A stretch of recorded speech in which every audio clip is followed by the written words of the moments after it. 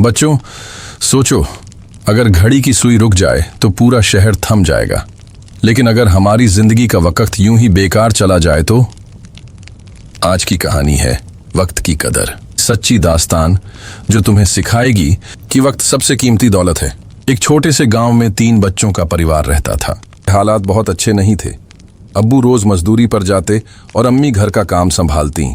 बच्चों को हमेशा यही समझाया जाता कि पढ़ाई करो, वक्त की कदर करो और खेल कूद को भी हद में रखो।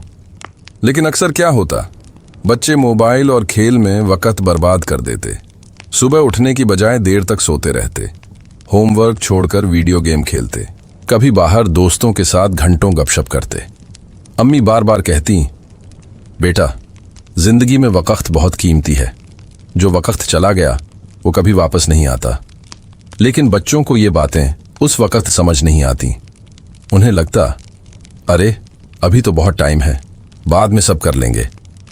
एक दिन स्कूल में मास्टर साहब ने बच्चों से पूछा, अगर तुम्हें रोज 400 रुपये दिए जाए और तुम उसे दिन में खर्च न कर पाओ तो क्या होगा?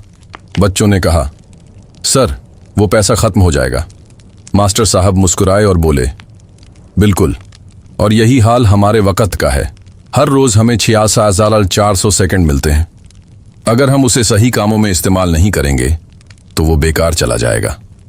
ये सुनकर सब बच्चे सोच में पड़ गए। क्लास के बाद भी ये बात उनके दिमाग में गूंजती रही।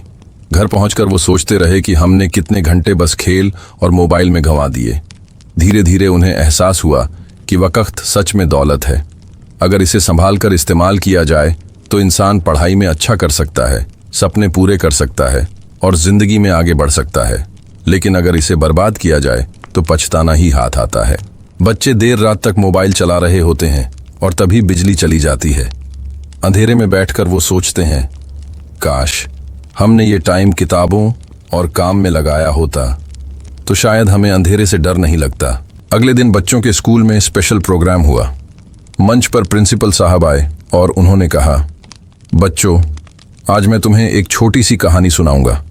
उन्होंने कहा, एक किसान था जिसके पास एक छोटा सा खेत था। वो रोज सुबह जल्दी उठकर मेहनत करता, खेत में पानी देता और काम करता।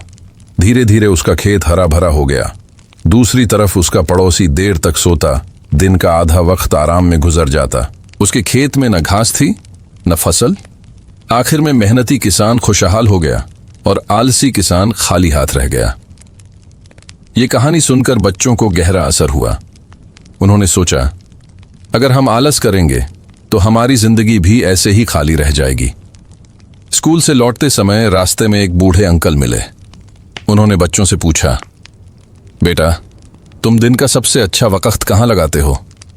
बच्चे चुप रहे, फिर धीरे से बोले, अक्सर मोबाइल, खेल और गपशप में। बूढ़े अंकल ने कहा, याद रखो, जवानी का वक्त ही असली दौलत है। अगर इसे पढ़ाई और अच्छे कामों में लगाओगे तो कल तुम्हारा नाम रोशन होगा। लेकिन अगर इसे बर्बाद कर दिया तो आगे सिर्फ अफसोस मिलेगा। ये बातें सुनकर बच्चों को झटका लगा। उन्होंने घर पहुंचकर आपस में बैठकर तय किया, अब हमें अपने टाइम का शेड्यूल बनाना होगा। उस दिन से बच्चों ने छोटे छोटे कदम उठाने शुरू किए। सुबह अलार्म लगाकर उठना, पढ़ाई का टाइम फिक्स करना, खेलने का वक्त सीमित करना और अम्मी की मदद करना। शुरुआत में मुश्किल लगी। कभी फिर से मोबाइल का मन करता, कभी दोस्तों के साथ खेलने का। लेकिन धीरे धीरे उन्होंने महसूस किया कि टाइम मैनेज करने से दिल को सुकून मिलता है। होमवर्क समय पर हो जाता, खेल भी मजेदार लगता और अम्मी अब्बू भी खुश हो जाते। पार्ट 2 का आखिरी सीन ये है, बच्चे रात को सोने से पहले डायरी लिखते हैं। आज हमने अपना वक्त बर्बाद नहीं किया। शुक्र है कि हम सही रास्ते पर चलने लगे हैं। कुछ हफ्तों बाद बच्चों की आदतें बदलने लगीं। सुबह वे जल्दी उठते, नमाज पढ़ते, फिर स्कूल की तैयारी करते, होमवर्क पूरा करके ही खेलने जाते। धीरे धीरे उनके रिजल्ट में भी फर्क नजर आने लगा। मास्टर साहब ने कहा, बच्चों, मुझे खुशी है कि तुम सब मेहनत करने लगे हो। याद रखो, वक्त की कदर करने वाले ही कामयाब होते हैं। लेकिन कहानी यहीं खत्म नहीं होती। एक दिन गांव में स्पोर्ट्स कंपटीशन रखा गया। बच्चे भी उसमें हिस्सा लेने पहुंचे। कुछ बच्चे तो आखिरी वक्त तक तैयारी ही नहीं करते रहे। कंपटीशन वाले दिन वो थक गए और हार गए। जबकि जिन्होंने रोज थोड़ी थोड़ी प्रैक्टिस की थी वो फाइनल तक पहुंचे। बच्चे ये देख रहे थे, उनके दिल में बात बैठ गई। ये सब वक्त की कदर करने का ही नतीजा है। घर लौटकर अम्मी ने पूछा, बेटा आज कैसा रहा? बच्चों ने कहा, अम्मी हमने देख लिया कि जो रोज रोज वक्त बचाकर मेहनत करता है वही जीतता है। आखिरी वक्त तक इंतजार करने वाले हमेशा पीछे रह जाते हैं। अम्मी मुस्कुराईं और बोलीं, बिल्कुल सही, जिंदगी भी एक बड़ी दौड़ है। जो वक्त की कदर करता है वही मंजिल तक पहुंचता है। उस दिन से बच्चों ने और भी सख्ती से अपना टाइम टेबल फॉलो करना शुरू कर दिया। उन्होंने टीवी और मोबाइल का टाइम बहुत कम कर दिया। अब्बू जब शाम को थके हारे घर आते तो बच्चे उनके साथ बैठकर बातें करते, पढ़ाई दिखाते और दुआ लेते। धीरे धीरे पूरा माहौल बदल गया। जहां पहले आलस और बेकार की बातें थीं, वहां अब मेहनत और सुकून था। बच्चे एक पेड़ के नीचे बैठकर किताब पढ़ रहे होते हैं। पास में घड़ी रखी है और वो कहते हैं, अब हमें पता है कि वक्त सोने से भी ज्यादा कीमती है। कुछ महीनों बाद बच्चों की जिंदगी बिल्कुल बदल चुकी थी। अब वो हर काम सही टाइम पर करते।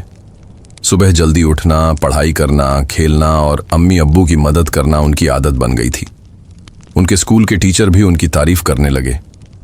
ये वही बच्चे हैं जो पहले होमवर्क छोड़कर मोबाइल चलाते थे, लेकिन अब वक्त की कदर करना सीख गए हैं। एक दिन स्कूल में वार्षिक परीक्षा का रिजल्ट आया। बच्चों के नंबर सबको चौंका देने वाले थे। जो पहले औसत से भी नीचे थे, अब टॉप 5 में आ चुके थे। मास्टर साहब ने क्लास में खड़े होकर कहा, यह नतीजा सिर्फ पढ़ाई का नहीं बल्कि वक्त की कदर का है। जो बच्चे वक्त को संभालते हैं, वक्त उन्हें कामयाबी देता है। बच्चे ये सुनकर बहुत खुश हुए। उन्होंने दिल में ठान लिया कि अब कभी भी वक्त बर्बाद नहीं करेंगे। शाम को घर लौटकर अम्मी ने पूछा, बेटा रिजल्ट कैसा रहा? बच्चों ने रिजल्ट कार्ड दिखाते हुए कहा, अम्मी आज हमें आपकी नसीहत समझ में आ गई। सचमुच वक्त ही असली दौलत है।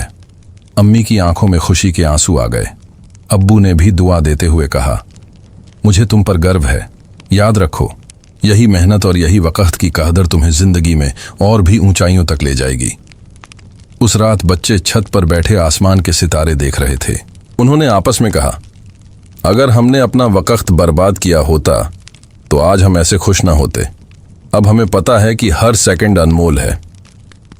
बच्चे घड़ी की तरफ देखते हैं और कहते हैं, जो वक्त चला गया वो कभी वापस नहीं आता, इसलिए हमें हर लम्हे की कदर करनी चाहिए। इस कहानी से हमें यह सबक मिलता है कि वक्त सबसे कीमती दौलत है। पैसा खो जाए तो वापस आ सकता है, लेकिन जो वक्त चला गया वो कभी लौट कर नहीं आता। अगर हम वक्त की कदर करेंगे तो पढ़ाई में अच्छे रहेंगे, खेल में जीतेंगे और जिंदगी में कामयाब होंगे। लेकिन अगर वक्त को बेकार कामों में गंवा दिया तो बाद में सिर्फ अफसोस मिलेगा। इसलिए बच्चों, हमेशा अपना टाइम सही जगह लगाओ, पढ़ाई, मेहनत और अच्छे कामों में। अगर आपको ये कहानी अच्छी लगी तो वीडियो को लाइक जरूर करो, अपने दोस्तों के साथ शेयर करो ताकि वो भी वक्त की कदर करना सीखें, और चैनल को सब्सक्राइब करना मत भूलो, क्योंकि ऐसी और भी मज़ेदार और सीख देने वाली कहानियां आपको यहीं मिलेंगी।